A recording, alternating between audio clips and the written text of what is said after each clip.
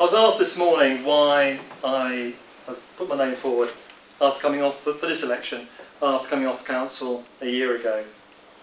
Well, I came off council for various reasons. One, I'd done it for 6 years and I thought it was time to move on and do other things. And also I had a big change in my business at home and I wanted to get that sorted out. That's done and completed. So why am I come back and put my name forward?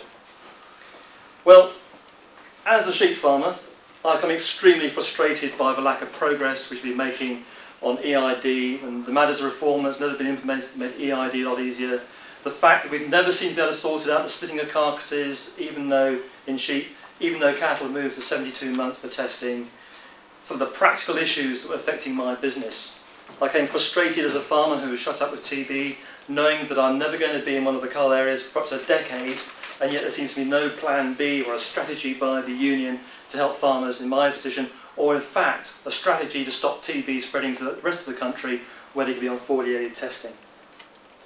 And as an ordinary member receiving the information I'm now receiving, not as a council delegate but as an everyday member, I came frustrated and could see the real disconnection between the average member at grassroots level and council and the NFU structure as a whole in Stoneleigh.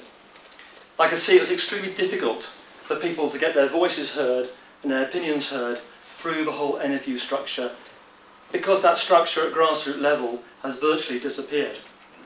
So where do we find our next county chairman? Where do we next find our next council delegate, or even the next Peter Kendall, without having a grassroots structure that not only brings people forward, but also voices a strong opinion, so the NFU hierarchy gets clear messages about what farmers want in the future, so they in turn can make strong policy.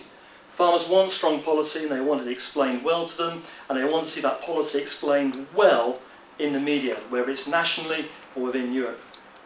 Never is a time, I think, that we could see greater divide between England and Wales over these CAP reforms. And someone who lives on the borders with Wales, I have seen that extremely well. Them moving from historic to regional payments is going to be a big step to where we went a few years ago. There's lots of these issues that are facing the union, and there doesn't seem to be a clear strategy in how we deal with it.